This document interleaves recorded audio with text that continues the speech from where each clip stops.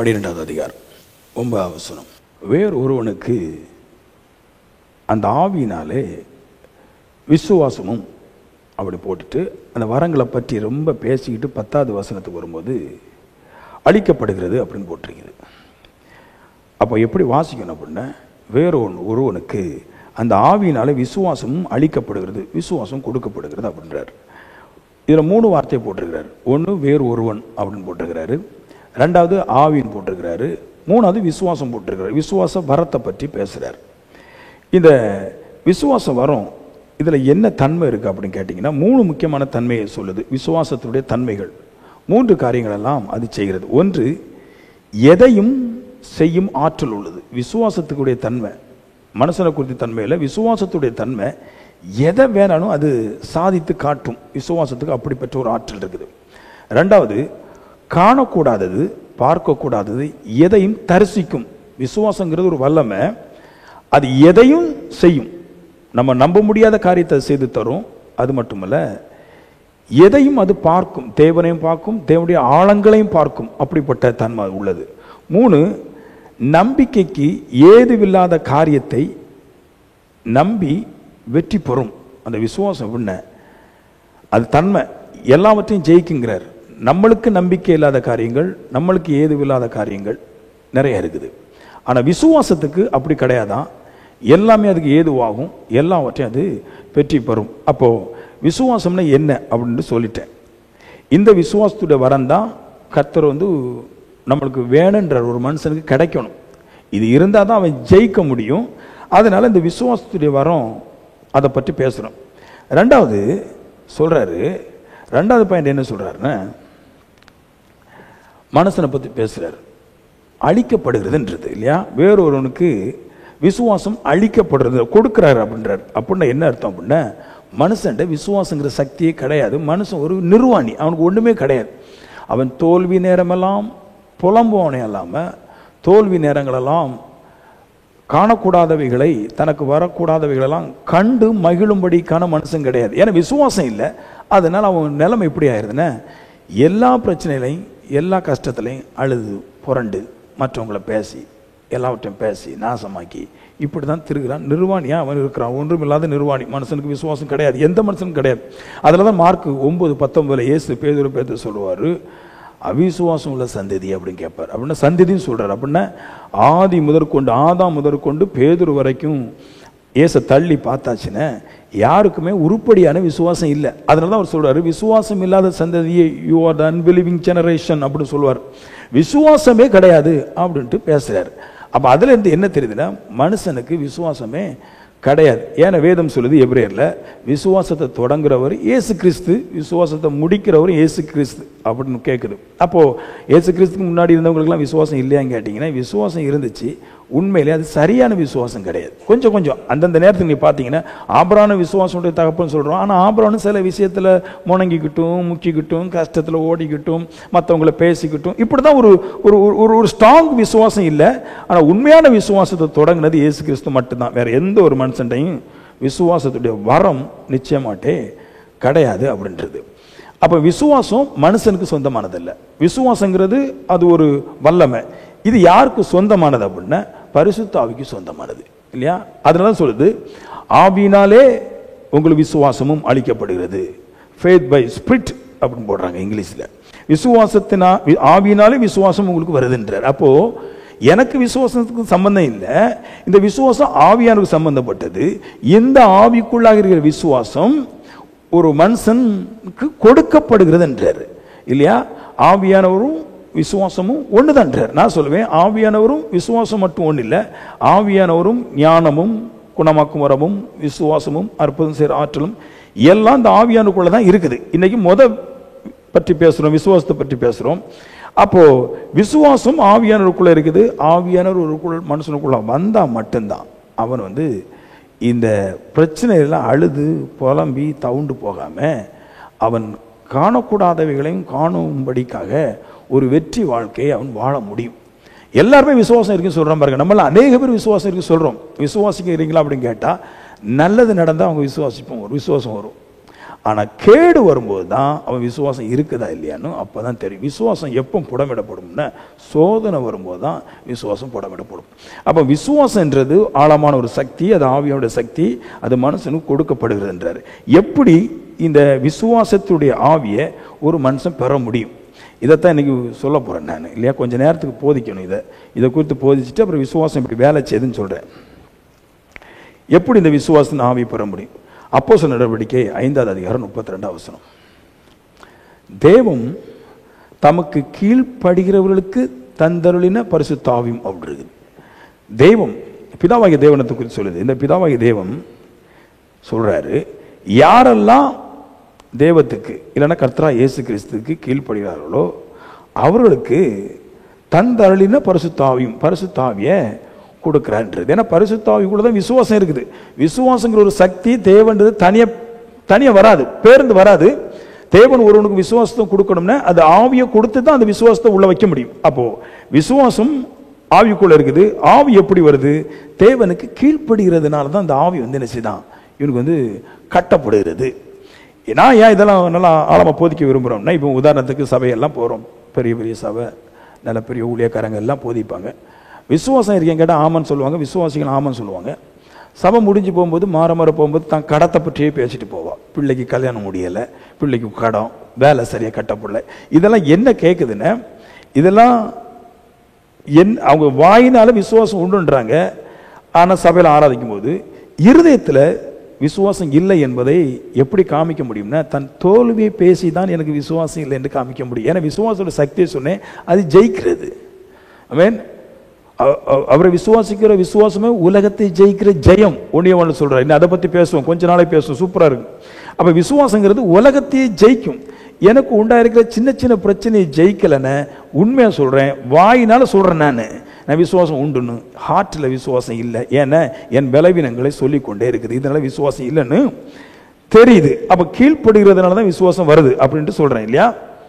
அப்போது கீழ்ப்படியணும் அப்படின்னா ஒரு உதாரணம் சொல்கிறேன் பாருங்க.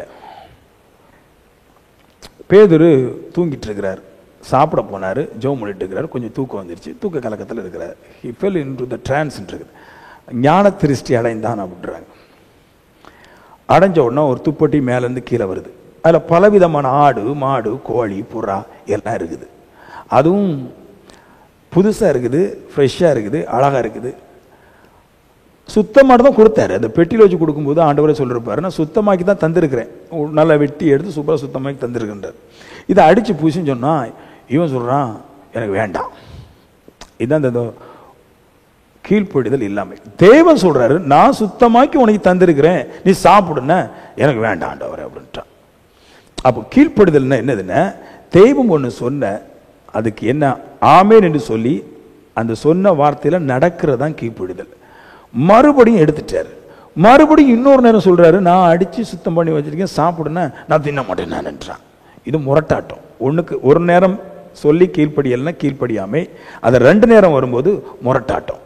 3வது நேரம் ஒன்று சொல்றாரு. 3வது நேரம் சொல்றாரு, நான் சொன்னதுக்கு நீ செய், நான் தான் அடிச்சு சுத்தம் பண்ணி வச்சிருக்கேன்னு சாப்பிடுன்னா நான் சாப்பிட மாட்டேன்ட்டான்.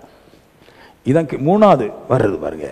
இது என்னதுன்னா பில்லி சூனியத்துக்கு சமம். அப்படின்னா அங்கேயும் பார்த்துக்கிட்டது, இங்கேயும் பார்த்துக்கிட்டது இல்லையா. முழிக்கும் போது தன்னுடைய வல்லமைக்காக, தன்னுடைய பேருக்காக அற்புதம் செய்யறது. தீர்க்கதரிசனத்துல போகும்போது கர்த்தர் ஒன்று சொல்லும் போது செய்யாமல் இருக்கிறதா பில்லி சூனியம். 2 சமம், பில்லி சூனியத்துக்கு சமன்றார். அவன் பேதுரும் தேவனுக்கு கீழ்ப்படியாம இருக்கிறான். பெரிய ஆற்றல் உள்ள மனுஷன் தான் கீழ்ப்படியாம இருக்கிறான்.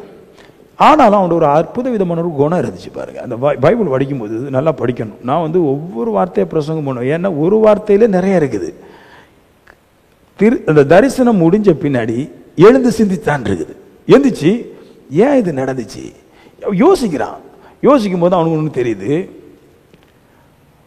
மனுஷன் எது உத்தமம் மனுஷனுக்கு.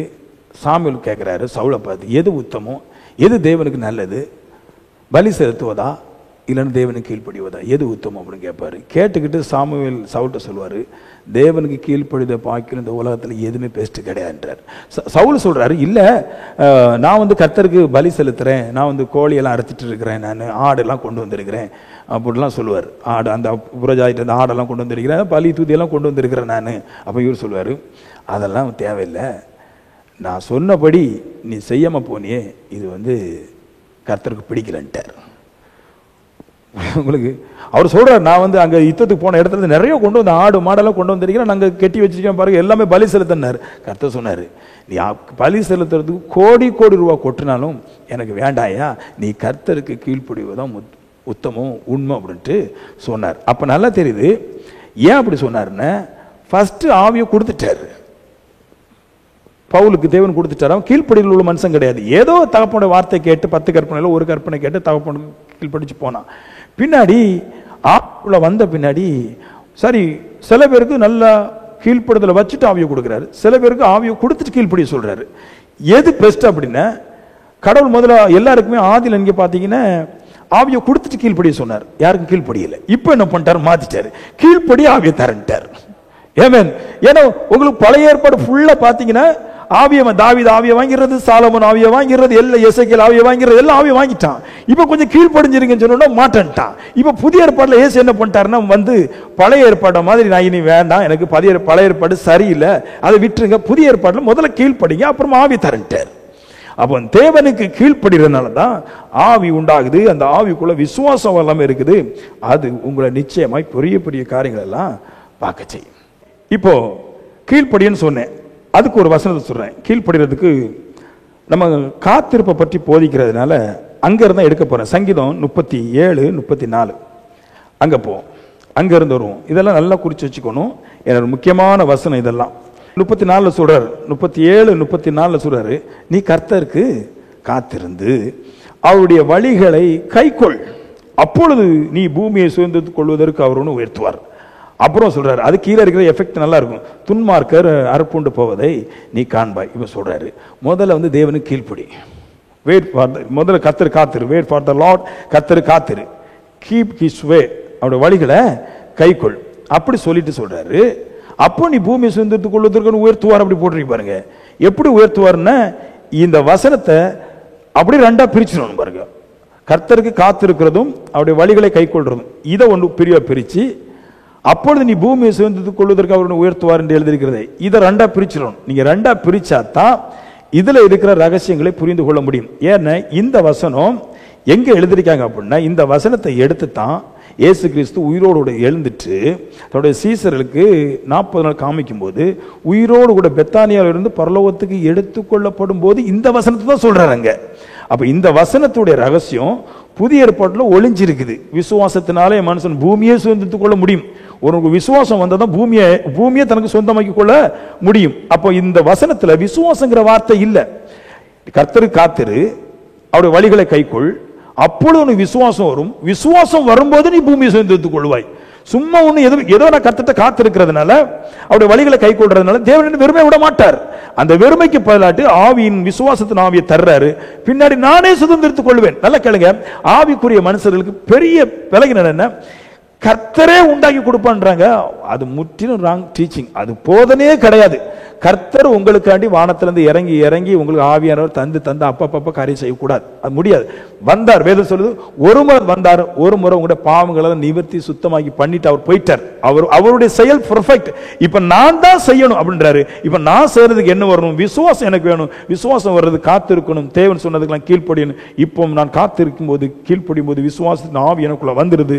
போன வாரம் சொன்னேன் காத்திருக்கும் போது ஆவி வரும்னு, இந்த வாரம் சொல்றேன் கை கொள்ளும் போது ஆவி வரும். கற்பனைகளை ஆவி வரும்போது இப்போ நான் என்ன பண்றேன், நான் பொழிச்சு வாங்குறேன். நான் எனக்கு இல்லாதவைகள் ஒன்றுமே இல்லாதபடி நான் பெரிய மனுஷனை மாறிடுறேன். சுகம், பலன், ஆரோக்கியம் எல்லாமே எனக்கு உண்டாகும்.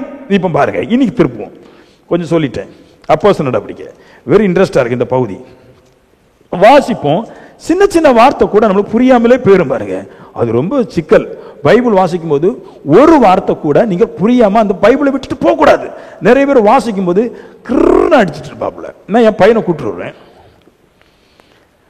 சனிக்கிழமை காலையில் வருவான், பைபிள் வாசி சொல்லுவேன், அரை மணி நேரத்தில் மூடி வச்சிடும் பைபிளை. என்ன கேட்டால் சொல்லுவோம், 10 அதிகாரம் வாசிச்சிட்டோம்பான். வாசிச்சானா இல்லையா, வாசிச்சான், சத்தம் போட்டு தான் வாசிச்சான், நல்லா ரீடிங் உண்டானு. ஏதா புரிஞ்சுதான் கேட்டா வாசிக்க சொன்னீங்க, வாசிச்சேன், புரிஞ்சுதான் இல்லைன்னு கேட்கக்கூடாது, எனக்கு அதுக்கு வயசு இருக்குதுன்னா. அப்ப நான் சொல்லுவேன், எங்க நம்ம மிஸ் பண்றோம் அப்படின்னா, ஏதோ சத்தம் போட்டு கத்தி, இன்னும் ஆவியான வந்துட்டார் அங்க போயிட்டான்னு சொல்லி சொல்ற அந்த பிரசங்கம் இருக்கட்டு. ஆனா இந்த வசனத்துல நம்ம நிறைய விஷயத்துல கோட்டை விட்டு போயிடும். இங்கதான் பிரச்சனை ஆயிடும். இங்க வசனத்துல கோட்டை விட்டீங்கன்னா எந்த ஆவியும் வராது, எந்த விசுவாசம் வேலை செய்யாது. வசனத்தை கரெக்டா இருக்கும்.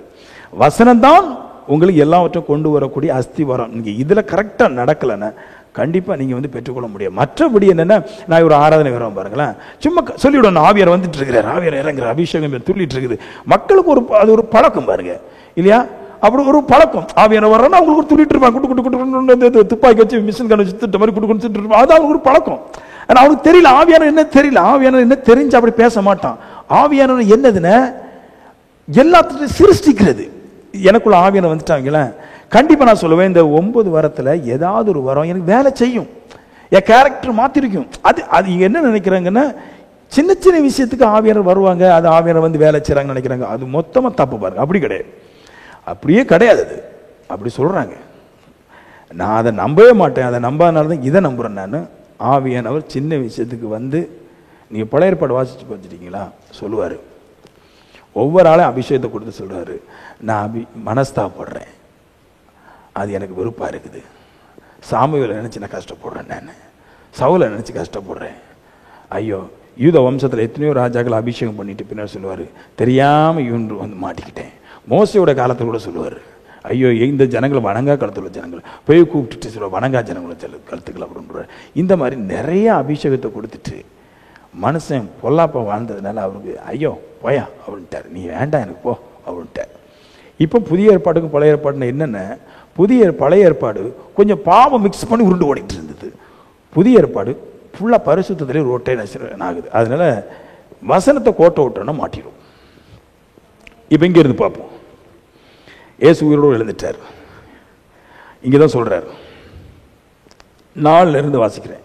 அன்றியும் அவர் அவர்களுடனே கூடி வந்திருக்கும் போது அவர்கள் நோக்கி, யோவான் ஜலத்தினால ஞானஸ்தானம் கொடுத்தான், நீங்கள் சில நாளுக்குள்ளே பரிசுத்த ஆவியினால ஞானஸ்தானம் பெறுவீர்கள். ஆகையால் நீங்கள் எருசலேம் விட்டு போகாமல் என்னிடத்தில் கேள்விப்பட்ட பிதாவின் வாக்குத்தத்தத்தை நிறைவேற காத்திருங்கள். வெயிட் ஃபார் த லார்ட் அப்படின்றார் இல்லையா? இங்க கர்த்தருக்கு காத்திருங்க. நீங்க எல்லாம் ஜலத்தினால ஞானஸ்தானம் எடுத்துட்டீங்க இல்லையா? சில பேர் ஜலத்தினால ஞானஸ்தானம் எடுத்துட்டு ஆவியானவர் வந்துட்டாங்க. ஐயோ அது பெரிய புரளி. சில பேர் சொல்லுவாங்க இயேசு கிறிஸ்து நாமத்தினால ஞானஸ்தானம் கொடுத்து ஆவியானவர் வருவான்றாங்க. சில ஊழியக்காரங்க சொல்ல கிடையாது, கர்த்தரா இயேசு கிறிஸ்து நாமத்தினால ஞானஸ்தானம் கொடுத்து ஆவியானவர் வருவான்றாங்க. சில பேர் சொல்றாங்க இயேசு கிறிஸ்துவின் நாமத்தினால ஞானஸ்தானம் கொடுத்து ஆவியானவர் வருவார்.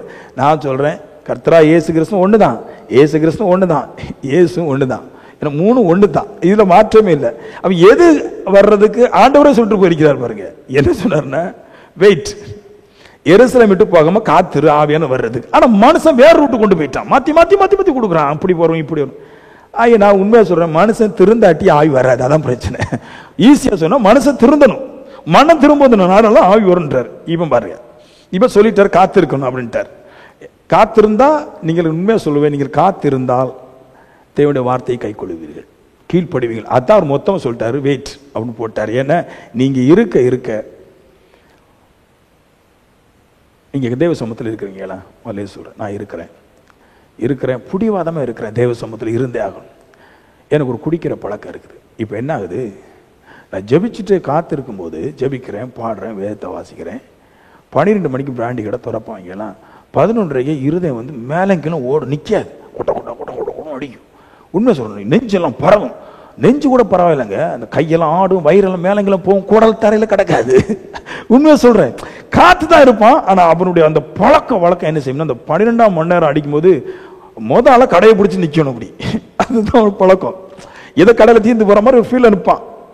இது குடிக்கிற விஷயம் கிடையாது, எல்லா சுபாவமே அப்படிப்பட்டதான். எனக்கு எந்தெந்த நேரத்துல எது செய்யணுமோ அந்தந்த நேரத்துல நான் கர்த்தரை விட்டுட்டு போயிடுவேன். இப்ப என்ன சொல்லுது, நீ காத்து இருக்கும் போது உண்மையிலே கர்த்தட்ட காத்திருந்தா உன் சுபாவம் உன்னை வந்து தேவ சமூகத்தை விட்டு பிரிக்க போகும்போது நீ 2 நாளைக்கு அதுல இருந்து காத்து நின்றுட்டேன, இப்ப அந்த பாவம் போயிடும். இப்படிதான் பாவம் போகும். நிறைய பேர் நினைக்கிறான் ஜெபம் பண்ணி பாவத்தை விடுவோம், சான்ஸே இல்லை. அது பேசுவோம் நம்ம இந்த இதுல 1 யோவான் பேசும்போது நிறைய பேசுவோம் பாருங்க, அப்படிதான் பாவம் போகும். நான் என் இருதயத்தை தேவனை கொடுத்து விசுவாசத்தை நாவியை பெற்றுக்கொள்ளும் என்று அவர்கிட்ட நான் முட்டு போட்டு அங்கே இருந்துட்டோம்னு என் பலவீனம்லாம் வாசல வந்து ஒவ்வொன்றா தட்டிட்டு தான் இருக்கும். தட்டும்போது என் இருதயத்தை கண்டிப்பா கட்டியா பிடிச்சி இருந்துட்டானோ அதெல்லாம் சரியாயிரும். இப்ப சொல்றாரு, காத்திருந்த பல காரியங்கள் கதவை தட்டிச்சு இருதயத்தை அடைச்ச, இப்ப நீ ஏன் பிள்ளை தெரியுது, நீ கேட்காண்டாம் பொத்துன்னு வந்துடுறாரு. ஏமேன். அப்படி சொல்லிக்கிட்டு இப்போ பாருங்க, இப்போ ஒருத்தன் கேட்க அறிவு இல்லாமல் கேட்க, அவர் சொல்லிட்டார் காத்திரியா எல்லாம் சரியாயிட்டா போகும். அப்பொழுது கூடியிருந்தவர்கள் 12 சீசர் 400 பேர்லாம் இருக்கிறாங்க. அவர் நோக்கி, ஆண்டவரே இக்காலத்திய ராஜ்யத்தை இஸ்ரவேலுக்கு திரும்ப கொடுப்பீர் என்று கேட்டார்கள். அவங்க கேட்குறாங்க, ஆண்டவரே இஸ்ரவேல் இப்போ ரோமர்கள் பிடிச்சி 4 பிரித்து ஆண்டுட்டு இருக்கிறான் இல்லையா? அதில் தான் பிலாத்து அவன் சப்புச்சோரெலாம் வாசிக்கிறோம் பாருங்க பைபிளில். மத்திய மார்க்கு அவனை வாசித்தோம், இவனை வாசித்தோம், அதிபதி இதெல்லாம் சொன்னமே. இதெல்லாம் என்னத்தை காமிக்கினா, இந்த ரோமர்கள் இஸ்ரவேலை ஆடுறார்கள். இஸ்ரவேலுக்கு சொந்தமானது அல்ல, ஆண்டுட்டு இருக்கிறாங்க. இப்படி இருக்கும்போது உடனே கேட்க, ஆண்டவரே இக்காலத்திலையா இந்த ராஜ்யத்தை எங்களுக்கு தருவீர் அப்படின்ட்டு கேட்பான். கொஞ்சம் நல்லா இருக்கு. ஏமேன். அவன் ஆண்டவர் சொல்லுவார், பிதாவானவர் சொல்லுவார், அதற்கு பிதாவானவர் தம்முடைய ஆதீனத்திலே, அதற்கு அவர் இயேசு பிதாவானவர் தம்முடைய ஆதீனத்திலே வைத்திருக்கிற காலங்களையும் வேலைகளையும் அறிகிறது உங்களுக்கு அடுத்ததில் அவர் சொல்றாரு, காலத்தை சமயத்தை நீ ஏன் பார்க்குற, அது பிதாவுடையது ஆதீனத்திலே அப்படின்னா அது ஃபாதர் ஹேஸ் அத்தாரிட்டி, பிதாட்ட அது பிதாட்ட இருக்குது, இது உங்களுக்கு சம்பந்தப்பட்டது இல்லை. It is not for you to know the time and then. நாட்களையும் காலங்களையும் அறிவது உங்களுக்கு பிரயோஜனம் இல்லை, உங்களால் அறிய முடியாது. எப்போ உங்களுக்கு ராஜ்யம் இப்படி கிடைக்கும், என்னைக்கு நீங்கள் கெட்டு போவீங்க, என்னைக்கு உங்களுக்கு மீன் கிடைக்கும், என்னைக்கு கிடைக்கும், நிறைய பேர் வருவாங்க, என்னைக்கு டைம் நம்மளால பார்க்க முடியாது. பொருளாதாரம்னு பாருங்க, ஓட்ட கலண்டரில் இருக்கிற டைமை பார்த்து எல்லாம் அந்த டைமுக்கெல்லாம் கரெக்டாக நடக்குதான். அந்த டைமுக்கெல்லாம் கரெக்டாக நடக்கிறதா நம்ம ஏன் பிச்சைக்காரனாக போகிறோம், நம்ம ஏன் கஷ்டப்பட போகிறோம்? எல்லாருமே வீட்டுக்கு ஆளுக்கு கலண்டரை வச்சு அந்த கலண்டரோட பார்த்துட்டு இருக்கலாம். ஆகஸ்ட் 12 உங்கள் வீட்டுக்கு நல்ல காலம் கிடக்குன்னா கலண்டரை வாங்கி நல்ல காலத்துக்கு காத்திருக்கலாமே. அப்படியும் நடக்காது பாருங்க. காலங்களும் நேரங்களும் மனுஷனுக்கு அது ஒன்றுமே பிரயோஜனமே கிடையாது. எந்த காலத்தில் என்ன செய்ய வேண்டும் கர்த்தருக்கு மட்டும் தான் தெரியும், வேறு யாருக்கும் தெரியாது. அவர் சொல்றாரு, சரி அப்போ அறிதல் அப்படி சொல்லிட்டு அப்புறம் சொல்லுவார், பரிசுத்தாவி உங்கள் மேலே, பரிசுத்தாவி உங்களிடத்தில் வரும்போது, அதான் பாயிண்ட் சொல்லுவார், காலத்தை நேரத்தை கணக்கு போட்டிருக்கிற பரிசுத்தாவி உங்களிடத்தில் வரும்போது நீங்கள் பலனடைந்து, அவ்வளோதான் போச்சு. Spirit of the Lord will come upon you, பரிசுத்தாவி உங்கள் மேலே வருவார். You will receive the power, கண்டிப்பாக பரிசுத்தாவி நீங்கள் பெறுவீங்க. பரிசுத்தாவி இடத்துல வரும்போது நீங்கள் பலம் அடைவீர்கள் அப்படி சொல்லிட்டு சொல்லுவார். எருசலேமிலும் யூதேயாவிலும் முழுவதிலும் சமரியாவிலும் பூமியின் கடைசி வரிந்தியமும் எனக்கு சாட்சிகளாக இருப்பீர்கள். இப்போ சொல்கிறாரு, இதில் நிறைய ரகசியம் இருக்குது. ஒரு ரகசியம் சொல்கிறேன். நீ ராஜ்யம், நம்ம நாடு வல்லரசு வைங்களா, நம்ம இங்கே இருக்கிறோங்களா, நம்மளுக்கு என்ன லாபம் இருக்குது? ஒரு லாபம் கிடையாது. நம்ம நாடு சாப்பாட்டு கோழி இல்லாத நாடு. அதனால எனக்கு என்ன பிரச்சனை இருக்குது? எனக்கு ஒரு பிரச்சனை கிடையாது. கர்த்தர் சொல்றாரு, ஒரு நாடு வல்லரசோ ஒரு நாடு ஏழையோ அதை பற்றி கவலை கிடையாது. ஆவியான எனக்குள்ள வந்தால் நான் எல்லாவற்றையும் சுதந்திரத்துக் கொள்ள முடியும். அதாங்க பேசுறாரு. பணக்கார நாடா இருந்தால் ஏழை நடந்த எனக்கு என்ன, உங்களுக்கு வரும்போது நீங்கள் பலன் அடைந்து சொல்றாரு, நீங்கள் பலன் கண்டிப்பாக அடைவீங்க. பலன் அடைந்து யூதேயா முழுவதிலும் எருசலேமிலும், அப்படின்னா எருசலேம்ங்கிறது சொந்த நாட்டில் உன் பேர் நல்ல பெருசாக இருக்குன்றார் ஆவியான வந்தா. யூதேயா முழுவதும், அதுவும் பக்கத்து ஊர் மாதிரி தான், எல்லா இடத்துலும் உன் பேர் பெருசாக இருக்கும். அப்புறமா சொல்கிறார் சமேரியா, அது புறஜாதியுடைய தேசம், அங்கே நீ நல்லா இருப்ப. அது மட்டும் இல்லை, கடைசி முடிவு பரிந்தியமும் நீ நல்லா இருப்ப அப்படின்றார். ஏன்னா நீ நல்லா இருப்ப, ஏன் நல்லா இருப்ப? ஆவியான உனக்குள்ள வந்தா நீ எந்த இடத்துலையும் போய் பூந்து விளையாடிடுவன்றார் இல்லையா? அதான் ஒரு வசனம் சொல்லுங்க, செப்பேனியால, தேவனுக்கு சித்தமான அவன் பாபிலோனிலும் கர்த்தருடைய காரியத்தை செய்து ஜெயிப்பான்றது. அவனுக்கு தேசம் பணம் இல்லை, பணக்கார நாட்டில் தான் போய் என்னால் வாழ முடியும், ஏழை நாட்டில் என்னால் வாழ முடியாதுன்னு கிடையாது. ஆவியானவர் அவனுக்குள்ள வந்தால் அந்த விசுவாசமானது அவனை எல்லாவற்றையும் சிறந்ததாக செய்து அவன் பெரிய மனுஷனாக மாறிடுவான். அவன் எனக்கு இதுதான் முக்கியம். எனக்கு நான் ஆவியை பெறுவதற்கு தான் நான் போராடணுமே தவிர நான் வேற எதுக்கும் போராடக்கூடாது. என் போராட்டம் எல்லாம் ஆவியானவருக்குள்ள வரணும். அதுக்கு நல்ல வழி, நலமான வழி என்ன, அதை பார்த்து பிடிச்சு எடுத்து நான் அதை கண்டுபிடிச்சிட்டேன், அந்த வித்தையை கண்டுபிடிச்சிட்டோம்னு நான் ஜெயிச்சிருவேன். ஏமேன். அப்போ நான் ஜெபிக்கக்கூடாதுன்னு சொன்னால் கண்டிப்பாக ஜெபிக்கணும். ஜெபத்தை பற்றி பேசணும். ஜெபம் அற்புத விதமான விஷயம். ஜெபம் என்ன தெரியுமா உங்களுக்கு நான் சொல்கிறேன். ஆவியை பெறாதவன் ஜெபிக்கக்கூடாதுன்னு கேட்டால் ஜெபிக்கணும். அது எங்கே ஜெபிக்கணும் அப்படின்னா, கடமைக்காக ஜெபிக்காத, தேவரோட காத்திருந்து வாழ்வதற்காக ஜெபம். நான் கர்த்தருக்காக வாழ்வேன், நீ ஒரு தேவனுக்கு ஒரு நம்பிக்கை கொடுக்காமல் நீங்கள் எது செய்வதும் பிரயோஜனம் அல்ல. அட்லீஸ்ட் ஒரு ஞானஸ்தான சபையில் எடுத்தாலும் கூட அந்த பாஸ்டருக்கு ஒரு நம்பிக்கை வரும். அதெல்லாம் பவுல் சொன்னார், நான் 2 பேருக்கு ஞானஸ்தானம் கொடுத்தேனே இல்லாமல் வேற யாருக்கும் கொடுக்கலன்றார். அது வீட்டை சொல்றாரு. ஏன் அந்த 2 பேரும் தேவனுக்காக சாகம். அதனால அந்த நம்பிக்கை 2 பேரும் எனக்கு நம்பிக்கை தந்தனால ஞானஸ்தானம் கொடுத்த, மற்ற யாருக்காவது ஞானஸ்தானம் கொடுத்ததை உண்டான்னு கேட்டால் கிடையாதுன்றார். அப்போ ஒரு மனுஷன் ஞானஸ்தானம் கொடுக்கணும் கூட அந்த மனுஷனை அந்த ஊழியக்காரனுக்கு அந்த சபைக்கு ஒரு நம்பிக்கை கொடுக்கணும். நீங்கள் தெய்வத்துக்கு முதல்ல ஒரு நம்பிக்கை வச்சுட்டு அப்புறமா நீங்க ஜெபம் பண்ணீங்கன்னா நான் சொல்லுவேன், நீங்க நம்பிக்கைங்கிறது தேவனோடு கூட வாழ்வது, காத்திருப்பது. இப்போ நீங்க ஜெபம் பண்றீங்க, இது எப்படி வேலை செய்யும்னா நீங்க காத்திருக்கிறீங்க இல்லையா? காத்திருக்க காத்திருக்க காத்திருக்க பாடுறீங்க, ஜெபிக்கிறீங்க, உபவாசம் பண்றீங்க, எல்லாம் பண்றீங்க. இதெல்லாம் காத்திருப்புல தான் இருக்குது இல்லையா? ஜெபம் மட்டும் தனியா போச்சுன்னா வேலை செய்யாது. இது ஒரு காத்திருப்புங்கிறது ஒரு அஸ்திபாரம் போடப்பட்ட நல்ல கட்டப்பட்ட ஒரு மரம் மாதிரி தான். இதுல எல்லாமே இருக்குது. ஜெபம் எப்போ வேலை செய்யும் பாருங்களேன். நீங்க ஆவியை பெற்றுட்டீங்க, காத்திருந்து நீங்க உங்களை ஒடுக்கி எடுத்து ஆவியை பெற்றுட்டீங்க. இப்ப ஜெபம் எப்போ வேலை செய்யும் பாருங்களேன். நீங்க ஜெபத்தை அப்புறம் நீங்க செய்யாண்டாம், ஆவியை பெற்றுட்டீங்க. நீங்க நினைக்கிறீங்க பாருங்க ஜெபம் பண்ண போறேன். நோ, தப்பா பேசுறான். நான் சொல்றேன், ஆவி உங்களுக்குள்ள வந்தால் நீங்கள் ஜெபம் பண்ணாம இருக்க முடியாது. ஏன் ஏன் அப்படின்ற கேள்வினா, நீ கண்ணை மூடும்போது இந்த ஆவின் தெரிகிற 9 வரமும் கண்ணை மூடும்போது உன் ஆவின் கண்ணில் எல்லாம் தெரியும்.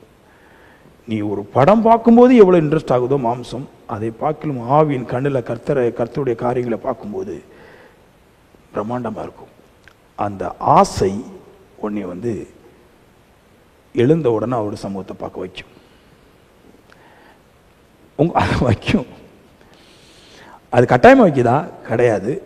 அது தர்ற அனைத்து நன்மைகளும் பிரம்மாண்டமா இருக்கிறதுனால நான் வேணும்னே கட்டாயமா அநேக விஷயங்களை ஒதுக்கி எடுத்து நவுட்டி போட்டுட்டு நான் இதுக்குள்ள போயிடுவேன். ஏன்னா நான் கண்ணை மூடும்போது யாருக்கு என்ன நடக்க போகுது அப்படின்னு என்ன சொல்ல போனா, ஒரு ஆவிக்குரிய உலகத்துக்கு நீங்க உங்களால போக முடியும். ஆவியானவர் பெற்று நீங்க ஜெபிச்சீங்கன்னா நீங்க ஆவிக்குரிய உலகத்துக்கு போவீங்க. ஆவியானவர் பெறாமல் நீங்க ஜெபம் பண்ணீங்கன்னா மாம்ச உலகத்துக்குள்ளே நிற்பீங்க. உங்களால இந்த உலகத்திலேருந்து அந்த உலகத்துக்கு என்ட்ரு பண்ண முடியாது. இதுக்குள்ளே தான் வண்டி ஓடிட்டு இருக்கீங்க. அப்போ அதுக்கு தான் அது தேவை. நீங்கள் நல்லா கேளுங்களேன். ஏன்னா நாகர்கோயில் இருக்கிறேன், நாகர்கோயிலில் மட்டும்தான் சுற்றிட்டு இருக்க முடியும். நான் துபாய்க்கு போகிறேன், துபாயில் மட்டும்தான் சுற்றிட்டு இருக்க முடியும். நான் எங்கே இருக்கிறேனோ அதைத்தான் நான் பார்க்க முடியும். நான் சொல்லுவேன், ஆவியானவர் உங்களுக்குள்ள வந்தால் ஆவியானவருக்குள்ள இருக்கிறதெல்லாம் அவற்றை உங்களுக்கு பார்க்க முடியும். இப்போ நெஞ்சு தைரியமாயிருது.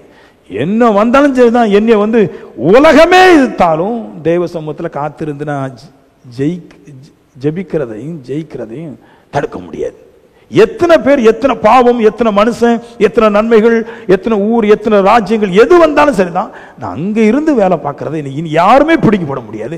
ஏன் நீ கண்டுட்ட, நீ காணாததை கண்டதுனால இனி உன் வாழ்க்கை சபையில் இருந்துட்டு ஜெபம் பண்ணீங்களா, இந்த வாரம் காலையில் உபவாசம் போட்டீங்களா என்ன கேட்க மாட்டான். ஏன்னா உங்களை பார்த்தாலும் தெரியும் நீங்க வேற ஒரு மனுஷன மாதிரி இருப்பீங்கள்.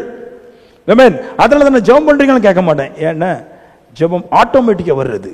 எதுல இருக்கீங்களான்னு கேட்பேன். தேவ சமூகத்துல எல்லாவற்றை விட்டு காத்திருக்கிறீங்களா கேட்பேன். குடிக்கிற மனுஷன் குடியை விட்டு இருக்கிறியா? பாவம் செய்யற மனுஷன் பாவத்தை விட்டு இருக்கிறியா? அங்க ஊர் சுத்துற மனுஷன் அதை விட்டு இருக்கிறியா? இதன் இருக்கிறியா? ஓகே, இனி எல்லாம் பாசிபிள் தான், எல்லாம் கிடைச்சிடும். ஆமென்.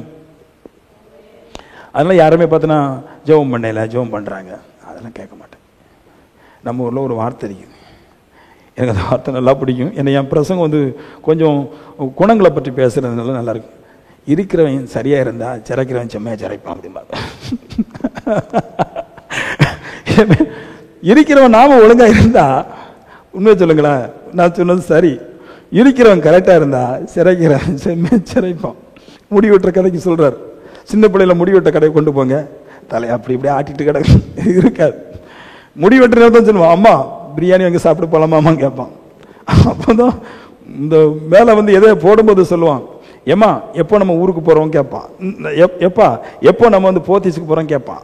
அதை நான் சொல்கிறேன், இருக்கிறவன் சரியாக இருந்தா, விசுவாசிகள் சரியாக இருந்தா வானத்தில் இருக்கிற தெய்வம் கரெக்டாக சிறைக்கும். யார் சிறைக்கிறன்னு என்னது தெரியுமா? மூடி வெட்டுறதில்லை, அழகுபடுத்துறது. நீ கரெக்டாக இருந்தா உன்னை அழகுபடுத்துகிற தெய்வம் அழகுபடுத்துவார். ஆமென். நம்ம அலங்கோலமா இருக்கிறது காரணம் நம்ம இருக்க மாட்டோம். இருக்கணும், இருந்தா கிடைக்கும். ஆமென். எல்லாரும் அழகா இருக்க ஆசைப்படுறோம். அழகுனா பணம், பொருள், செல்வம் எல்லாத்தோட ஆசைப்படுறோம். ஆனால் இருப்பு சரியா இல்லை. இருக்கணும் கரெக்டா. அப்படி கரெக்டாக இருந்துச்சுன்னா எல்லாம் நல்ல மாதிரி நடக்கும் பாருங்க. சரி, இனி இன்னொரு முக்கியமான விஷயத்துக்கு போயிடும். ஏன்னா இனி இந்த ஃபெய்த்து உள்ளே வந்துடுச்சு. இப்போ நான் சொன்னேன், இந்த மாதிரி இருந்தால் விசுவாசத்தின் ஆவி உள்ளே வந்துடும். விசுவாசத்தின் உள்ள ஆவி வந்துட்டு எல்லாத்தையும் பெற்றுக்கொள்ளுன்னு சொன்னேன். இப்போ விசுவாசம் இப்படி வேலை செய்யுது. 1-2 விஷயத்தை நான் பேசுகிறேன், சரியா? நேரம் ஆயிரும். அப்போ ஆமீன் சொல்லுங்களேன். விசுவாசம் எப்படி வேலை செய்யும்? இதை பைபிளை வாசிக்கும் போது டக்குன்னு கடந்து போகும். நான் சொல்லுவேன், காத்திருக்கிறவன் அந்த ஒரு பகுதியை விட்டு 3 நாளைக்கு கடந்து போக மாட்டான்.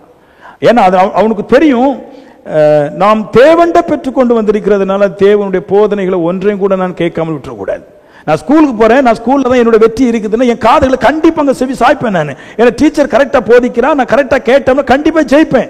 அப்படி போல தேவனால் ஒருவன் ஜெயிக்க ஆரம்பிக்க வேண்டும் என்றால் அந்த சத்தியத்தை நிச்சயமாக தெளிவா கேட்டு தன்னுடைய இருதயத்துக்குள்ள கொண்டு வந்து அது வாழ்க்கைக்கு பயன்படுத்தி ஜெயிப்பான். பள்ளிக்கூடத்துக்கு சரியா போய் கேட்காத மனுஷன் பள்ளிக்கூடத்துக்கு சரியா போனா பாஸ் ஆக முடியாது. ஜனகன பாடும்போது அங்கே போய் ஜனகன மன கதி கதி தான், அவன் கதி அதோ கதி தான் விட மாட்டான் இல்லையா?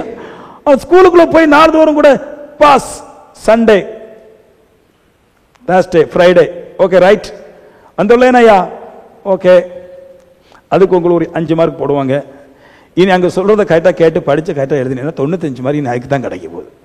வாழ்க்கை இனி அதுக்கு தான் மாறப்போகுது. நான் சொல்லுவேன், எங்கே மாறப்போகுதுன்னு ஜனகணன்னு பாடுற மாதிரி அல்லேலூயான்னு பாடுறமே, அது ஸ்கூல் தொடங்குறதுக்கு ஒரு ஜனகணமான கதி. இப்போ பிரசங்கத்துக்கு முன்னாடி ஸ்தோத்திரம் ஸ்தோத்திரம் எல்லாம் ஒரே பாடல் தான். ஆனால் இப்போ கருத்து என்ன? ஸ்கூலில் சொல்லிக் கொடுக்குற அந்த வார்த்தையை கேட்டு கரெக்டாக என் மனசில் வச்சுட்டோம்னா ஜெயிச்சிடுறேன். ஃபெய்த் அப்படி தான் படிக்க போகிறோம். இந்த இடத்துக்கு திருப்போம். எல்லாரும் நிறைய இருக்குது. ஹோலி ஸ்பிரிட். ஆமென்.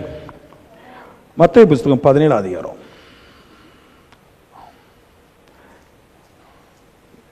நிறைய படிச்சிருப்பீங்க. ஏன்னா இந்த கோணலில் படித்தா தான் நல்லா இருக்கும். ஆமென். நல்லா புரிஞ்சுக்குங்க. இந்த பைபிள் எப்படியெல்லாம் வளையும் அப்படின்னா, நீங்கள் இதை எப்படிலாம் வளைக்க முடியும் அப்படின்னா, நீங்கள் பணத்தை விரும்புகிறீங்கன்னு வைங்களேன், நீங்கள் எந்த வசனத்தை படித்தாலும் அதுக்குள்ளே பணத்தினுடைய கருத்து இருக்கும். எந்த வசனத்தை படிங்க நீங்கள், அது உங்களுக்கு புரியுதுன்னு தெரியல, புரியுதா? உங்களுக்கு பணம் தேவை, உங்களுக்கு பணம் ஆசை, பணம் சம்பாதிக்கணும் அப்படின்னா நீங்கள் எல்லா வசனமுமே பணம் பார்த்த மாதிரியே இருக்கும். இப்போ உங்களுக்கு விசுவாசம் தேவை, விசுவாசம் உங்களுக்கு பிடிக்கும் அப்படின்னா நீங்கள் ஆதி முதற்கொண்டு பழசு வரைக்கும் வாசிச்சீங்கன்னா உங்களுக்கு விசுவாசம் பிடிக்கும். ஏன்னா உங்கள் ஆவி எதுவோ அதுவாகத்தான் இந்த வசனம் வளையும். நல்லா புரிஞ்சுக்கணும். இப்போ எனக்கு தீர்க்க தரிசனம் வர இருக்கு இல்லையா? நான் சொல்கிறேன், கரெக்டாக சொல்கிறேன்னா, எதை படித்தாலும் எனக்கு தீர்க்க தரிசனம் அப்படியே தான் தெரியும். ஏன்னா என் ஆவி ஸ்பிரிட் அப்படி இருக்குது. நல்லதெல்லாம் போட்டால் டிவியில் பார்க்க மாட்டான். புரியுதா உங்களுக்கு? நல்ல விஷயம் போடும் பாருங்க, கர்த்தர் உங்களை ஆசீர்வதிப்பார், கர்த்தர் உங்களை பெருக செய்வார்னா அவனுக்கு புரியாது. அப்போ என்ன ஆகுது? ஊழியக்காரங்கள்லாம் மாம்ச இச்சை, வாலிப இச்சை, கிளட்டி இச்சைன்னு பார்க்க ஆரம்பிச்சிடறான். ஏன்னா ஹார்ட் அது இருக்குது, அதனால என்னத்தனை அது அவனை அதிலே தான் பார்க்குறான். உங்கள் இருதயம் எப்படி இருக்கிறதோ அப்படியே நீங்கள் இருப்பீர்கள் வேதம் சொல்லுது. உங்கள் இருதயத்தின்படி இந்த வேதம் வளைகிறது. அப்போ நான் சொல்கிறேன், நீங்கள் விசுவாசம் உள்ளவர்களாய் உங்களை மாற்றி விட்டுட்டா நீங்கள் படிக்கும்போது எதுவுமே விசுவாசம் உள்ளவர்களாக தெரியும். அப்படி என்ன அர்த்தம்? நீங்கள் விசுவாசத்தின் ஆவியை பெற்றுட்டு நீங்கள் வேதத்தை படிச்சீங்கன்னா அடிக்கடி வேதத்தை விசுவாசம்னு படிக்கும்போது உங்களுக்கு விசுவாசம் வேலை செய்ய ஆரம்பிச்சிடும். ஆமென். திருப்பி திருப்பி ஒரு காரியத்தை படிக்கும்போது விசுவாசம் வேலை செய்யும். இப்போ பாருங்க, ஒரு அற்புத விதமான விஷயத்தை சொல்றேன் நான்.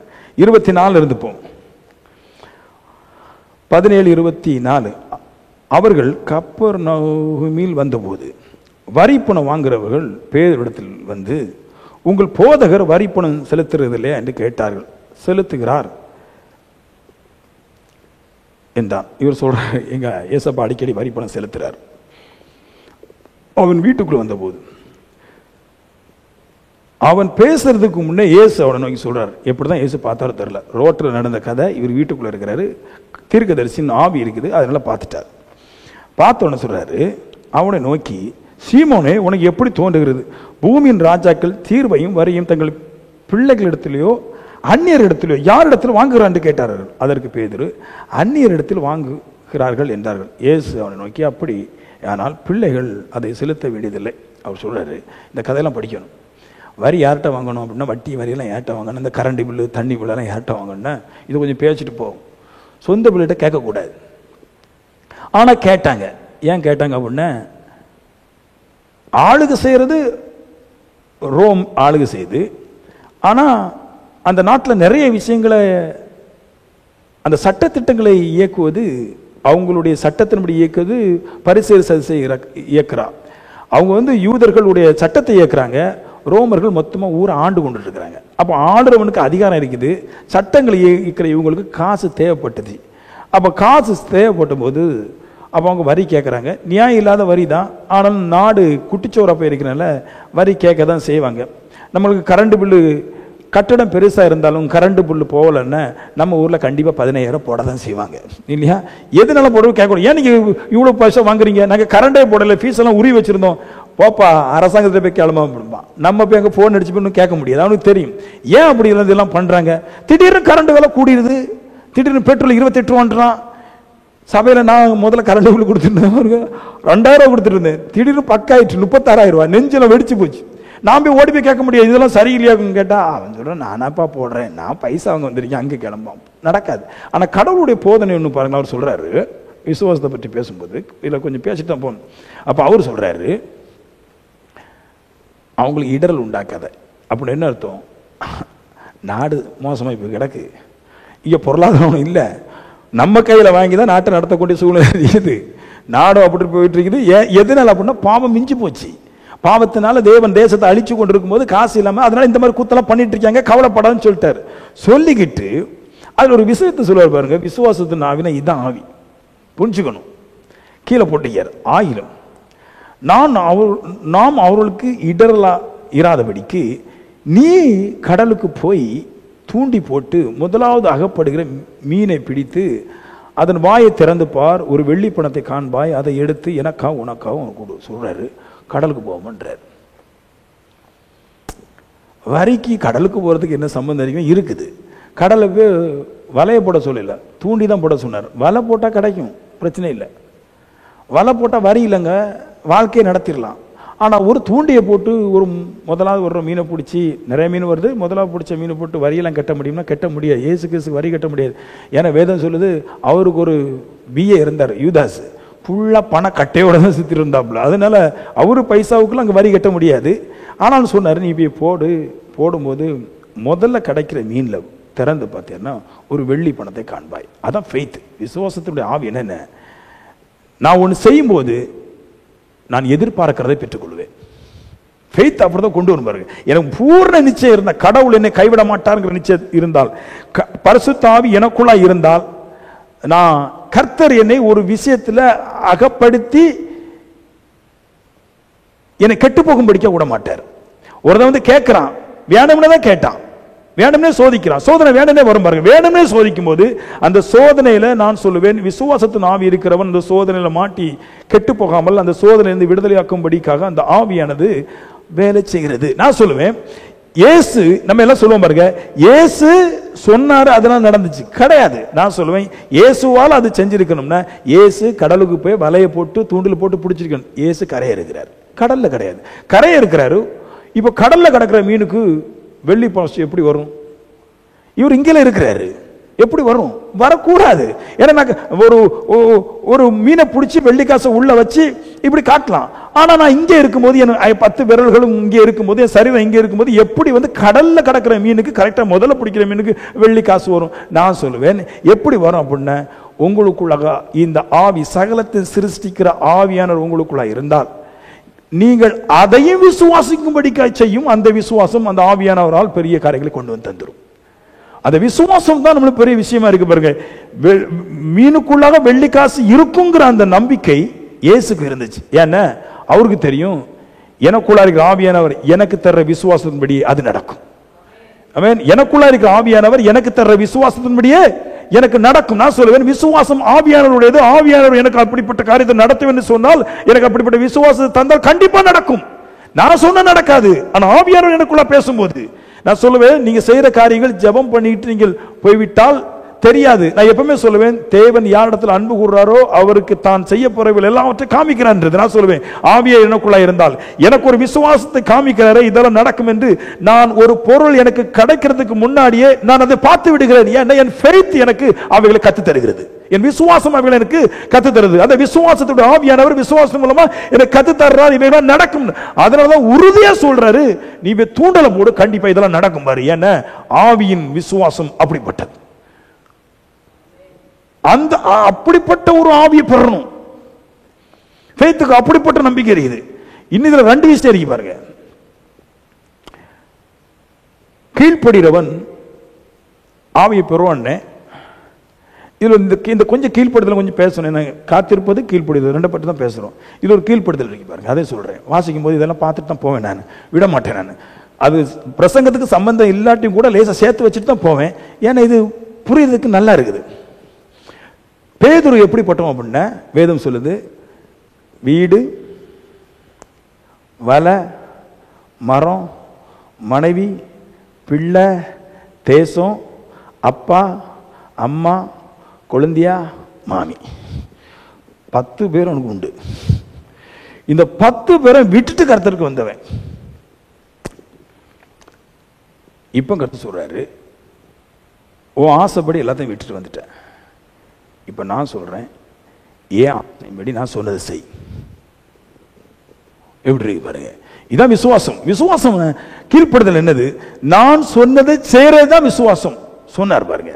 இவன் அப்படியே போய் இயேசு சொன்னதுக்கு மறுப்பு தெரிவிக்காம அவன் அப்படியே போய் தூண்டலை போட்டான். வேதம் சொல்லுது, அவனுக்கு வரி செலுத்துவதற்கு அதுல பைசா கிடைச்சது. அப்ப நான் சொல்றேன், யார் ஒருவன் தேவனுக்கு கீழ்ப்படுகிறானோ ஆவியானுடைய வித்தையை அவன் பார்ப்பான். ஆமென்.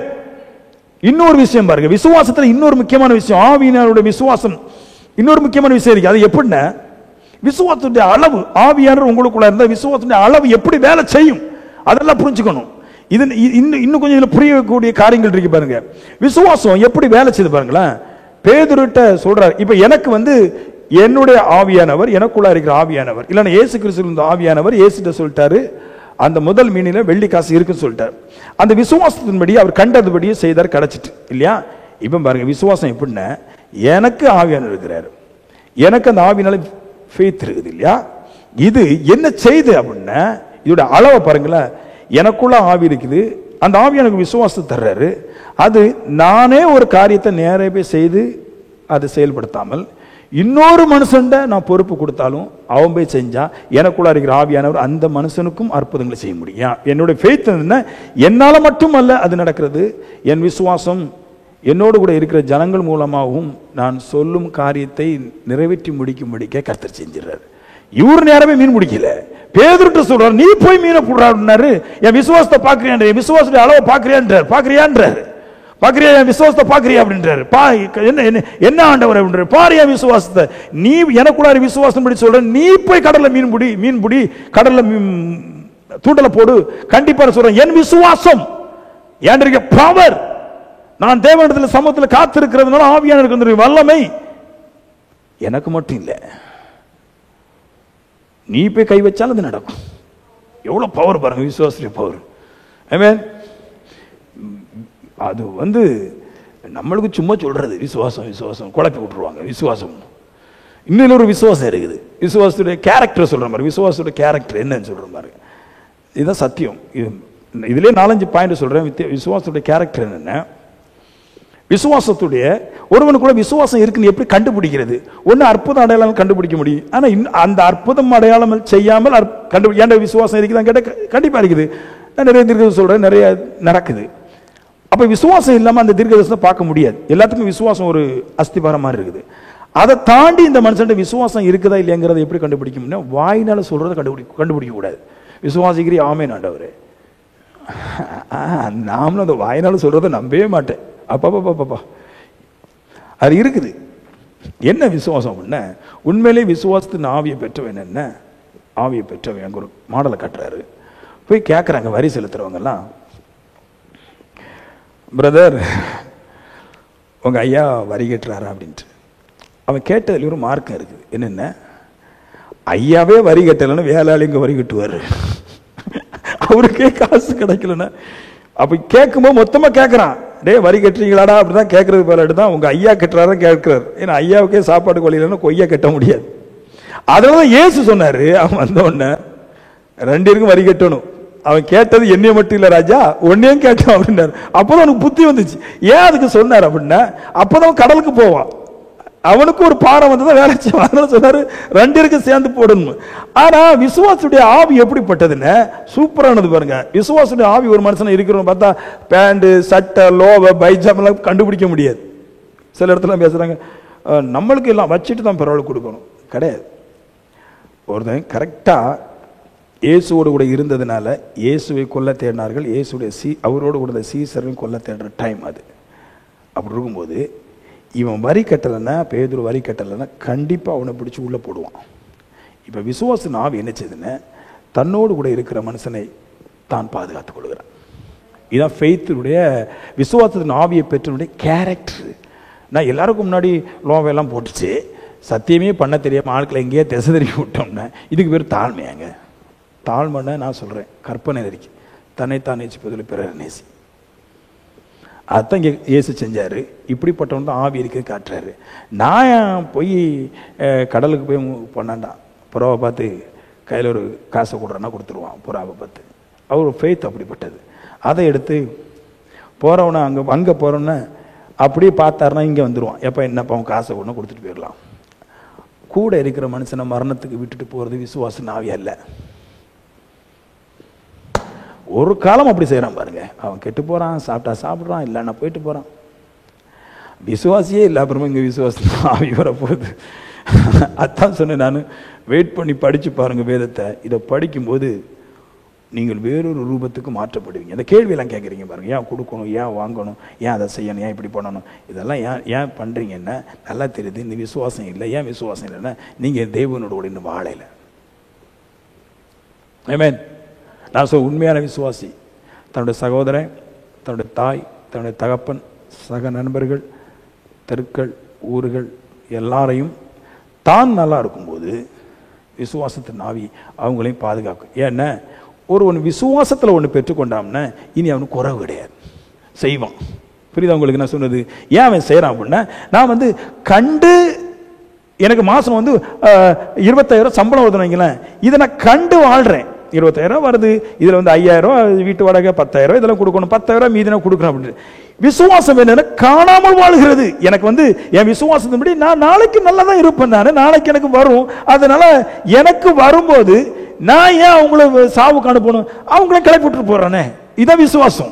ஏன்னா எனக்கு 50 லட்ச ரூபா 60 லட்ச ரூபா வர்றத கணக்கு வச்ச கண்டு வாழ்ந்தால் நான் விசுவாசி இல்ல. காணாமல் வாழ்கிறது விசுவாசி. காணாமல் வாழ்ந்தவர் தான் காணாததை ஆராதித்து காணக்கூடாத வல்லமையில இருந்து வாழ்ந்ததுனால தான் காணுங்கிற மனுஷன் எல்லாம் பேத்து விட்டு இருந்தார். அங்க எங்கெங்க அக போடுறானோ அங்கெல்லாம் தூக்கி விட்டு இருந்தார். அதுதான் சொல்ற ஆடை பற்றி ஓமை ஏன் பேசுவார்னா, ஒருதான் விடுவானா அப்படின்னு.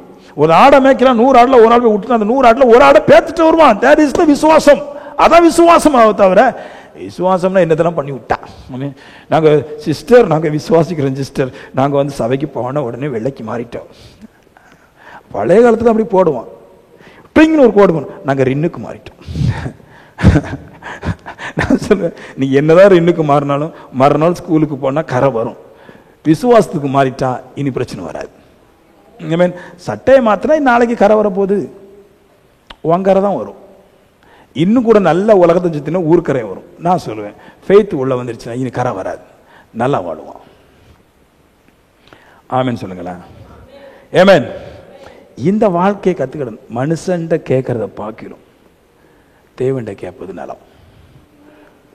விக்கிரத்தை விட்டுட்டு ஓடிடுங்கன்றார், அங்கே கேட்காத. நான் சில சுவாசம் இருக்கிற மனுஷன் நம்பாத.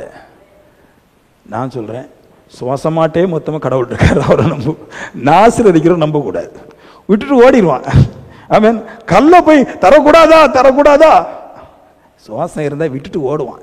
ஐயா இவன் விட்டுட்டு ஓட மாட்டான், அதுல நிற்பான், ஒன்றும் செய்யாது. அவனா கூட விட்டுட்டு போயிட்டான், சந்தோஷம். சரி, நம்ம கூட நண்பன் நாசில சுவாசம் இருந்துச்சு, கேட்டோம், விட்டுட்டு ஓடிட்டான்லாம். ஆனா சரி, அவனா ஓடிட்டான், இனி கிடைக்காங்கிற நம்பிக்கை இருக்கும். ஆனா விக்ரம் நாசில சுவாசம் இல்ல பாருங்க, அது என்னன்னா சுவாசம் இல்லாமே நம்பிக்கை திருப்பி திருப்பி தரும். ஹலோ, எத்தனை பேர் இதை பிலீவ் பண்றீங்க? இது உண்மை. மனுஷன் ஓடிட்டா இனி தர மாட்டான் கொண்ட மாட்டான் மைண்ட் வந்து ஒரு டிசைட் பண்ணிடுது. ஆனா விற்கிறதுக்கு முன்னாடி அது பண்ணாது. ஏன்னா அது அப்படியே நிக்குது. கடவுளை மாதிரி அந்த ரூபத்தை காட்டுறதுனால நம்மளுக்கு இன்னைக்கு இல்லாட்டி நாளைக்கு தருவார், நம்பிக்கை தரணும். அவர் சொன்னாரு, ரெண்டே விட்டுட்டு கிளம்பிரு, ஃபெய்த்ல வந்துரு, விசுவாசத்துல வந்துரு. கையை நீ நீட்டினா வானத்துல இருந்து ஏதாவது வர்ற மாதிரி உன் மனசுக்கு முதல்ல ஏதாவது வரணும், ரெண்டாவது வாழ்க்கைக்கு ஏதாவது நடக்கும், விசுவாசத்துக்கு வந்துருன்றாரு. அதுக்கு முதல்ல சொல்ற தேவ சமூகத்துல காத்திருன்றாரு. ஆமென். எப்படி சாக போறோம் இல்லையா? எல்லா பணக்காரனும் எல்லா ஜப வீரர்களையும் நானும் உபாசம் பண்றோம், எல்லாம் சாக போறோம். நான் சொல்றேன் தேவ சமூகத்தில் இந்த உலகத்தை ஜெயிச்சுட்டு சாவு. சும்மையா பட்னியா போற, சும்மையா இல்லாம போற, எல்லாவற்றை பெற்றுக்கொள், ஏன் வெறுதையா போறேன்ற. ஒரு மொபைல் எல்லாருக்கும் டைம் கொண்டு போயிருது. பிரச்சனை தான். ஒரு மொபைல் காத்து இருப்பு. கர்த்தர் சொன்னார் எருசலேமே காத்திரு, வெட்டு மொபைலோட காத்திருந்தா எப்படி வண்டி ஓடும்? டைம் போலன்றாங்க. அதுக்கு தான் கர்த்தர் வெயிட்னாரு. இந்த டைமை போக்க அடிக்கிறதுக்கு தான் வெயிட். இந்த காத்திரு டைம்னால எதுக்குன்னா, அதான் சொல்ற காலங்களை நேரங்களை பற்றி நீ கேட்க கூடாது, அது உனக்கு சீரழிச்சு போகும். என்னோட கூட இருந்த இந்த டைம் எல்லாம் அங்க கூடு. ஓகேனாரு. ஆமென். அது உள்ள வரணும். பைபிள்லாம் படிச்சிருக்கீங்களா? 20 பைபிள் படிச்சிருப்பேன் நான். பைபிள் கலர்ச்சி படிக்கிறதுக்கு முன்னாடி 10 பைபிள் கலர்ச்சி படிச்சு முடிஞ்சு 10 வருஷத்துல 10 பைபிள் கூட தான் இருக்கு. 10 பைபிள் சொல்றேன் நான். ஏன்னா அதை படிக்கத்தான் என் புத்தி வேலை செய்யும். அதை தூக்கி ஒதுக்கி போட்டுட்டு ஜெபத்தில் இருந்துடக்கூடாது. புத்தியே வேலை செய்யாது. புத்தி அவர் சொல்றாரு, உங்களுடைய வார்த்தையினால் எனக்கு உண்டாயிருது. ஞானம் எங்கேருந்து பிறக்குது? அவரோட வார்த்தையிலேருந்து பிறக்குதுன்றார். நான் அதை பிரித்து போட்டேன். பக்கரா அடிச்சு கிடக்கு. நானும் நல்லா பாடுறேன் இல்லையா? நானும் நல்லா பாடுவேன். இதெல்லாம் இன்ஸ்ட்ருமெண்ட்லாம் சரி பண்ணி வச்சு பாருங்க, பிரித்து தீர்க்க தரிசனம் பிரித்து விட்டுரும் நான். ஆனால் அதை விடவும் பார்க்கணும் விசுவாச வீரன் ஒருவனுக்கு கேடு செய்யாமல் நடப்பதே பெஸ்ட். ஆமென். இன்னொன்று சொல்லி முடிச்சுட்டு போயிடுவோம். மத்தேயு 15:32. ஏன்னா விசுவாசத்தை பற்றி பேசும்போதெல்லாம் நிறைய பேர் பேசியிருக்கிறார். நம்ம புதுசாக எங்கேயுமே தேட முடியாது. நம்மளும் அந்த பகுதியில் பேச வேண்டியதாக இருக்குது. நம்மளுக்கும் தனி ஒரு பைபிள் இருந்தால் தனியாக பேசலாம். எல்லாரும் பேசுறது தான் பேச வேண்டியதாக இருக்குது. என்ன அஸ்திபாரம் எதில் கெட்ட போடுறோமோ அந்த அஸ்திபாரத்துக்கு சரியாக இந்த கற்களும் சிமெண்டும் கட்டிடங்களும் இரும்புகளும் வளைகிறது. புரியுதா நான் சொன்னது? மறுபடி சொல்கிறேன். நீங்கள் முக்கோணத்தில் ஒரு அஸ்திபாரம் போட்டிங்கன்னா அந்த கல் எல்லாம் தனியாக இருக்கும்போது கட்டமாக தான் இருக்கும். ஆனால் அஸ்திபாரத்தில் வைக்கும்போது முக்கோணமாக இருந்தால் கல்லெல்லாம் முக்கோணமாட்டே மாறும். அந்த மாதிரி தான் நீங்கள் எதில் கட்டப்படுறீங்களோ அப்படி தான் உங்களுக்கு பைபிள் தெரியும். மறுபடியும் சொல்கிறேன். ஏமேன். செபகமாக நீங்கள் அஸ்திபாரம் போட்டிங்கன்னா எந்த உடஞ்ச கல்லையும் அந்த அந்த அஸ்திபாரத்துக்கு மேலே கட்டி செபகமாட்டே கொண்டு வர முடியும். அப்படி தான் கிளம்பும். அப்போது நீங்கள் எதில் கட்டப்படுறீங்க? ஏண்டெல்லாம் நிறைய பேர் கட்டும். இங்கே பைபிளில் பாருங்கள், வெள்ளாடை கொடுத்து ஆராய்ச்சாங்கன்னு இருக்கும். அவனுக்கு வெள்ளாடை தான் தெரியும். இங்கே பாருங்கள், மீசையெல்லாம் எடுத்தவங்க ஆராதிச்சாங்கன்னு இருக்கு. அப்படி தான் தெரியுது. அவன் அந்த அஸ்திபாரத்தை கட்டப்பட்டிருக்கிறான். சில பேர் அல்லேலூயா சப்ரா கசபாசனா அதுவும் எங்களுக்கு தெரியும். ஆனால் அந்த அஸ்திபாரத்தை கட்ட போகிறவனுக்கு எல்லாம் அத்தான் கிடக்கும். அப்போ நீங்கள் என்ன அஸ்திபாரத்தில் இருக்கிறீங்களோ அப்படித்தான் பைபிள் உங்களுக்கு மேலே வச்சு கட்டி வரும். அதான் சொல்லுவார், நாங்கள் அப்போஸ்தலர் ஊழியத்தில் கட்டப்பட்டிருக்கின்றார். ஏன்னா அது அற்புதம், அடையாளம், உபதேசம் எல்லாத்தையும் சேர்ந்தது அப்போஸ்தலர் அஸ்திபாரம். அந்த அஸ்திபாரத்தில் கட்டப்படுறவன் அதுக்கு தகுந்த மாதிரி மாறுவான். ஆமென் சொல்லுங்களேன். சரி, இதை மட்டும் பார்த்துட்டு போயிடும். எனக்கு ரொம்ப நாள் போதிக்க வேண்டியிருக்கு. அந்நிய பாஷை பேசும்போது பயங்கரமாக இருக்கும். அந்த அந்நிய பாத்தை பற்றி பிரசங்கம் பண்ணும்போது அடி தூளாக இருக்கும், உள்ளுக்குள்ள ஒரு அனல் பறக்கும். 15. பின்பு இயேசு தம்முடைய சீசர்கள் அழைத்து, ஜனங்களுக்காக பரிதபிக்கிறேன். இவர்கள் என்னிடத்தில் 3 நாள் தங்கியிருந்து சாப்பிட ஒன்றும் இல்லாதிருக்கிறார்கள். இவர்களை பட்டினியாய் அனுப்பிவிட எனக்கு மனதில்லை, வழியில் சோர்ந்து போவார்களே என்றார். இறக்கம் உள்ள தகப்பன் 3 நாள் அங்கே காத்திருந்ததுக்காண்டி சொல்கிறாரு, பட்டினியாக போவான், அதனால் நான் மனதுருகிறேன் அப்படின்ட்டார். ஏன்னா இப்பவுமே சொல்லுவேன், நிறைய பேர் சொல்லுவான், கடவுள் சில நேரத்தில் தரமாட்டார், பார்க்காத மாதிரி இருப்பார், சில நேரத்தில் கை விட்டுருவார். நான் சொல்லுவேன், கடவுளை மட்டும் ஒரு காலம் நினச்சிடாத. நீ நியாயப்பிரமாணத்தில் 10 கட்டளையில் 4வது கற்பனை, அவருடைய நாமத்தை வீணிலே வழங்காதே அப்படின்னு அர்த்தம்னா, சந்தேகமே படாத, நீ தவறாக யோசிக்காத, கர்த்தர் எல்லாருக்கும் எப்பவும் கொடுப்பார். அதில் முக்கியமான பாயிண்ட் என்னென்னா, அவர்கிட்ட காத்திருக்கும் கொடுக்குறாரு. அப்படி சொல்லும்போது அதற்கு அவருடைய சீசர்கள், இவ்வளவு திரளான ஜனங்களுக்கு திருப்தி உண்டாகும்படி வேண்டிய அப்பங்கள் இந்த வனாந்திரத்தில் நமக்கு எப்படி அகப்படும் என்றார். இவன் உடனே கூட்டத்தை காட்டுறாரு. இப்போ அவர் வனாந்திரத்தை பார்க்கல, இப்போ இவங்க வனாந்திரத்தை பார்க்குறாரு. வனாந்திரத்தை ஒரு பிக்சரை போடுறாங்க. இந்த வனாந்திரத்தை இவ்வளோ கூட்டத்துக்கு எப்படி திருப்தியாக்க முடியும் அப்படின்னு கேட்குறாரு. அதற்கு இயேசு, உங்களிடத்தில் எத்தனை அப்பங்கள் உண்டு என்றார் கேட்டார். அவர் 7 அப்பங்கள் சில மீன்களும் உண்டு என்றார்கள். அப்பொழுது அவர் ஜனங்களை தரையிலே பந்திருக்க கட்டளையிட்டு, எப்படிப்பட்ட மனுஷன் பாருங்க, கொஞ்சம் அப்பம் தான் இறக்கி கொஞ்சோடு மீன் துண்டு, ஃபெய்த்தை பாருங்களா சொல்றாரு. இவ்வளோ கூட்டம் அவர் சொல்ற வனாந்தரம் தான். அந்த வனாந்தரத்தில் இங்கே புல்லுகள் இருந்து அங்கே அமர பண்ணியா? ஏன் புல்லில் இருக்க போனாருன்னா, சாப்பிடும்போது புல்லில் இருந்து சாப்பிட்டா கொஞ்சம் திருப்தி ஆகும். ஆமேன்னு சொல்லுங்களா. ஏசி காலில் இருந்து சாப்பிட்டா நல்லா இறங்குங்க. உங்களுக்கு சொல்லித்தரேன். உங்களுக்கு தெரியுமா? உங்களுக்கு ஹோட்டலுக்கு போனீங்கன்னா ஏசி காலில் இருந்து தின்னா நல்லா உள்ள போகும். ஆனால் சாதா காலில் இருந்து தின்னா புள்ளுங்களை எடுத்து போடுவாரும், முதுகு சரிவாரமா இருக்கும், சாப்பாடு டேஸ்ட் வராது. அதில் தான் ஆண்டு சொன்னாரு, அந்த புல்லில் எடுத்து அமர பொண்ணு. இந்த ஆட்கள் அந்த வனாந்தரத்தில் கொஞ்சம் புல்லு கிடக்குது பாரு, அந்த புல்லை எடுத்து அமர பொண்ணுன்றாரு. என்னன்னு சொல்றாரு, பாவியா டே, இத்தனாயிரம் பேர் பசியா போயிடுவாங்கிறதுக்காக ஒன்று நான் அப்பத்தை பிச்சு போடலடா. என் விசுவாசத்தின் ஆவி இவ்வளவு செய்யும் என்று நீ அறிந்தால் தான் என்னை போல் நீ மாற முடியும் காட்டுறதுக்கு. ஆமென். இவங்களுக்கு சாப்பாடு கொடுக்கறது நான் என்னோட கேள்வி என்னன்னா, இவங்களுக்கு சாப்பாடு கொடுக்கறதுக்கு ஏன் இவங்களை போட்டு 12 பேருமே பிடிச்சிட்டு இருக்கிறாரு? ஏன் அவங்கள வந்து இன்வால்வ் பண்ண சொல்றாரு, நீ உள்ள வாணும் அப்படின்றாரு. ஏன்னா 3 நாள் பட்னியை கடந்த சாக மாட்டான். அவர் சொன்னார், சோர்ந்து தான் போவான். செத்துட்டானோ ஓகே, பரிதவிச்சு சோற கொடுத்துடலாம். சோர்ந்து தானே போறாங்க, அதுல என்ன தப்பு இருக்கு? நம்ம தான் வார வாரம் சபைக்கு போய் சோர்ந்து தானே போறோம். ஏதாவது கிடைக்கும் சொல்லி தானே போறோம்.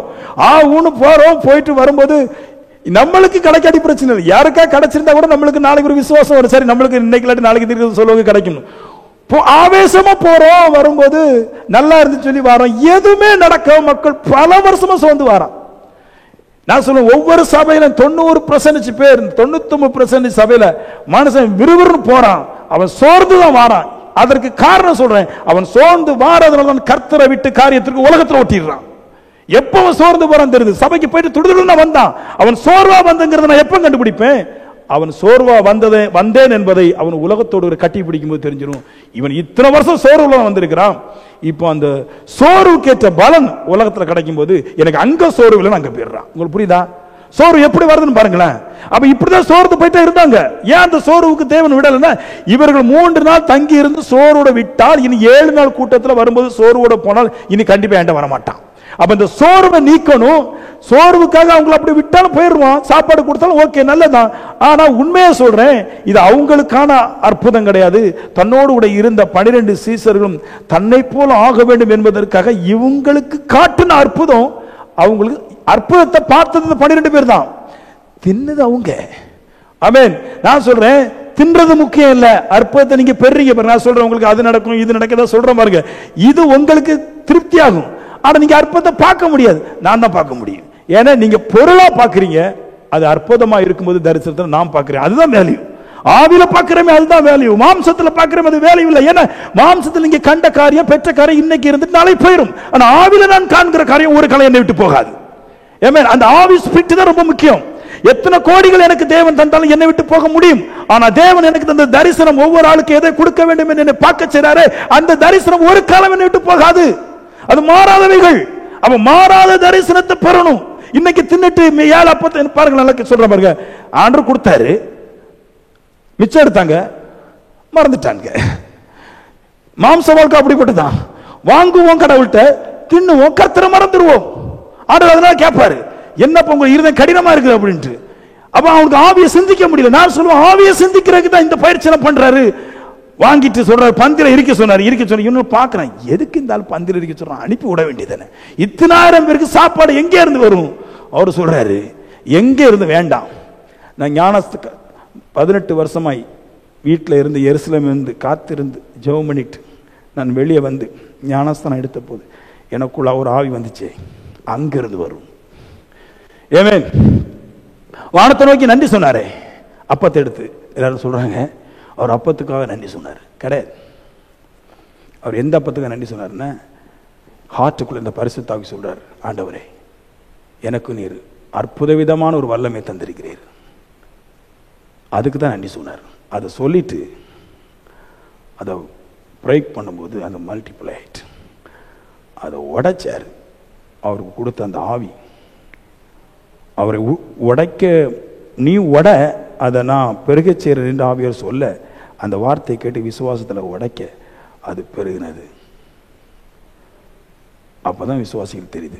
தின்னவங்களுக்கு ஒன்றும் தெரியாது, பக்கத்தில் இருந்தவனுக்கு தெரியுது. இதை வாங்கி ஜெபம் பண்ணார். நான் நினைக்கிறேன் இவங்கெல்லாம் போகிற இடத்துல ஜெபம் பண்ணியிருப்பாங்க. அப்போ அதை எடுத்து, ஆண்டவரே உமக்கு ஸ்தோத்திரம், உடைக்கிறேன். அது ஒரு அப்பத்தை ஆவி இல்லாதவன் உடைச்சா அது இருந்த வெயிட்டோட குறையும். ஏன்னா உடைக்கும் போது நிறைய துகள்கள் கீழே விடும். நீங்கள் ஒரு பப்ஸை வாங்கி உடைச்சி பாருங்க, ஆனால் ஆவி இருக்கிறவங்க உடைச்சா மல்டிப்ளை ஆகும். ஹலோ, ஏன்னா இது விசுவாசத்தில் உடைக்கிறது, ஆவி இல்லாமல் உடைக்கிறது மாம்சத்துக்கு உடைக்கிறான். நீங்கள் செய்கிற வேலை எங்கே இருக்குதோ அப்படித்தான் நீங்கள் மாற முடியும். எல்லாமே ஆவியும் விசுவாசத்தில் கொண்டு வரணும். அந்த தன்மைகளை வாங்கி கொள்ளணும். பாருங்க, நான் இப்படித்தான் இருப்பேன்ற அந்த தன்மை வாங்கி கொள்ளணும், ஜெயிச்சிடலாம். ஆமேன்னு சொல்லுங்களேன். எப்படி பேசுறாரு பாருங்களேன். அதான் ஃபெய்த்து. அதுதான் இந்த ஃபெய்த்துன்னு சொல்ற பக்கம் நம்ம ஃபெய்த்து கிடையாது. இந்த விசுவாசம் சொல்றோமே, அது நம்ம விசுவாசம் கிடையாது. ஃபெய்த் அப்படின்னு சொன்னாலே ஆவியான சம்பந்தப்பட்டது. ஆவியின் ஃபெய்த் அப்படிப்பட்டது, ஆவியோட வல்லமை அப்படிப்பட்டது. அது உங்களோட என்றைக்கு உங்களுக்குள்ள வந்து உங்களோட பேசி உங்களோட அது இயங்குதோ அன்னைக்கு நான் சொல்லுவேன், நீங்கள் எதையுமே செம்மையாக்க முடியும். எல்லாமே முடியாதுன்னு கிடையாது. ஆமென். நான் என் பிள்ளைகளுக்காகவே நான் 200 பவுனுக்கு நான் என் பிள்ளைகளுக்காக வேலை செய்கிறதா இல்லைன்னா அதை பார்க்கலும் கோடி கோடியாக கொட்டக்கூடிய விசுவாசத்தை வரத்திற்காக தேவ சமூகத்தில் இருக்கிறதா நான் டிசைட் பண்ணிட்டேன். நான் எனக்கு சம்பாதிச்சு என் பிள்ளைக்கு கொடுக்காண்டாம், தேவனுடைய வரம் ஒன்றே போதும். அது கண்டிப்பாக எனக்குள்ள வேலை செய்யும்போது நான் அடுத்த கட்டத்துக்கு ஏறி போய் விடுவேன்.